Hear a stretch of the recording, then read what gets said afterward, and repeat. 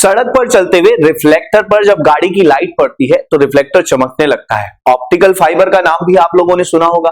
Miraj formation, सड़क पर दूर कहीं हमें पानी का आभास होता है।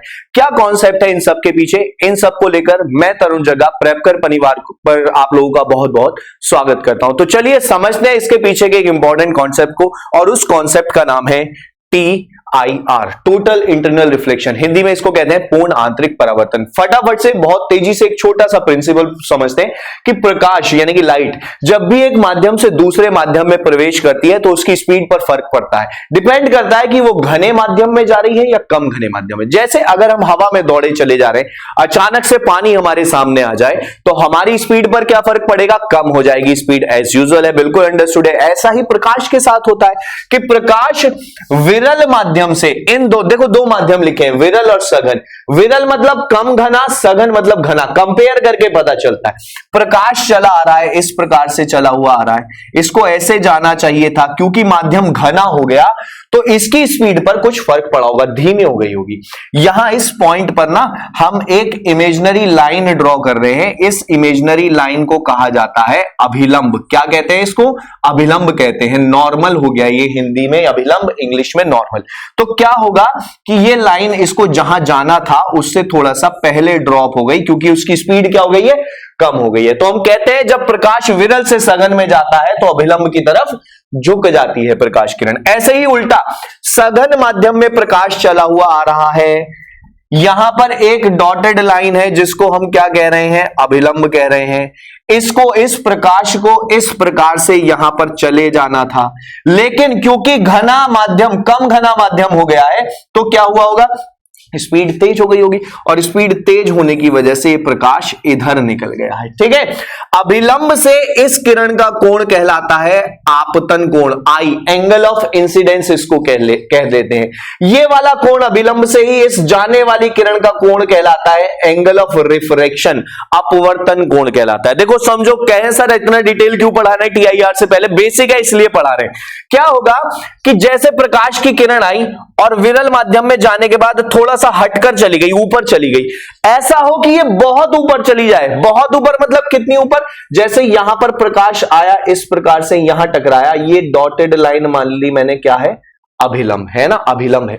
अब प्रकाश को इस प्रकार से जाना था, ये था ना, ये प्रकाश आ रहा था, इस तरह से चले जाना था प्रकाश को, लेकिन प्रकाश इतना ज्यादा हट गया, इतना ज्यादा ऊपर चला गया कि जिस माध्यम से आया था उसी माध्यम में लौट गया।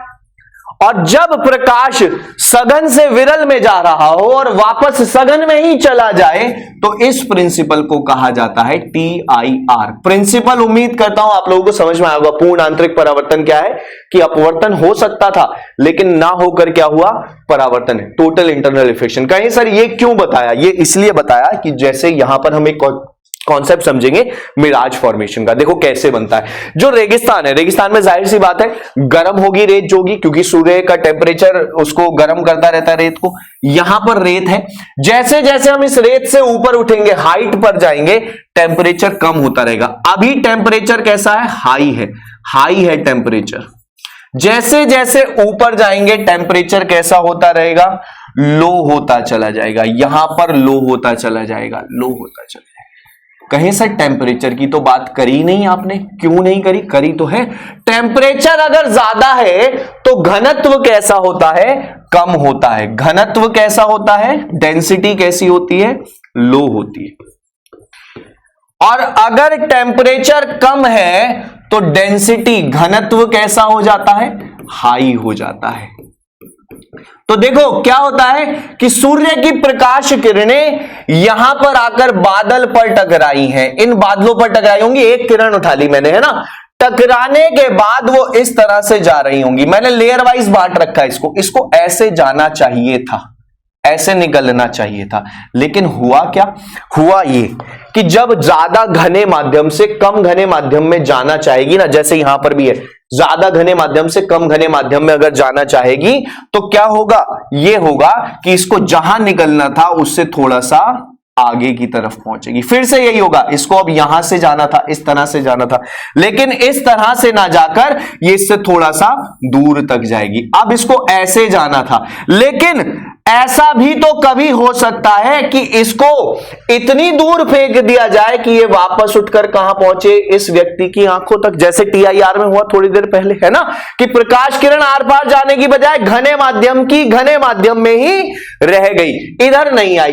तो इस व्यक्ति की आंख के सामने वाली जो लाइन होगी, यहां इसे इस रेत के ऊपर इस बादल की इमेज बनी हुई दिखाई देगी। और जब बहुत सारे बादल इकट्ठा होंगे ना, तो ऐसा लगेगा कि यहां पर क्या पड़ा हुआ है, पानी पड़ा हुआ है। तो TIR के लिए सबसे पहली कंडीशन ये होती है कि सघन माध्यम से प्रकाश विरल में जा रहा हो और वापस विरल में जाने की बजाय वापस कहां चला जाए, सघन में चला जाए। और इसके लिए ये जो आई होता है, देख रहे हैं आई, ये आपतन कोण, इस आपतन कोण को क्रिटिकल एंगल के नाम से भी जाना जाता है। इतनी डिटेल में पढ़ने की बहुत ज्यादा आवश्यकता नहीं है, मैं बता देता हूं क्या क्या चीजें हैं इसमें।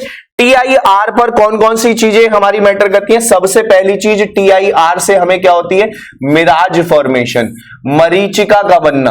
मरीचिका TIR की वजह से बनती है। हमारा ऑप्टिकल फाइबर यानी कि प्रकाश को ले जाने वाली एक वायर जो होती है, ऑप्टिकल फाइबर, वो भी इसी के प्रिंसिपल पर कार्य करती है।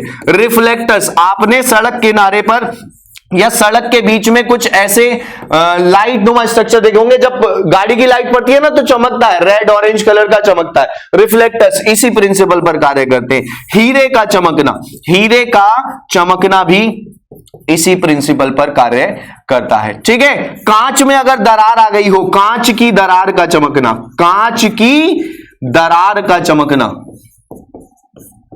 यह भी किसके कारण होता है, TIR के कारण होता है, पूर्ण आंतरिक परावर्तन के कारण होता है। उम्मीद करता हूं आपको ये कॉन्सेप्ट समझ में आया होगा। इस कॉन्सेप्ट के रिगार्डिंग जो भी आपके डाउट है, आप इस वीडियो के कमेंट सेक्शन में जरूर मेंशन कीजिए, और ये वीडियो कैसी लगी कमेंट सेक्शन में बिल्कुल जरूर बताइएगा। मुलाकात आप लोगों से होती रहेगी। जिसने भी अब तक प्रेपकर चैनल को सब्सक्राइब नहीं किया, कृपया सब्सक्राइब कर ले और ऐसी जानकारी के लिए हमसे जुड़े रहें। धन्यवाद सभी।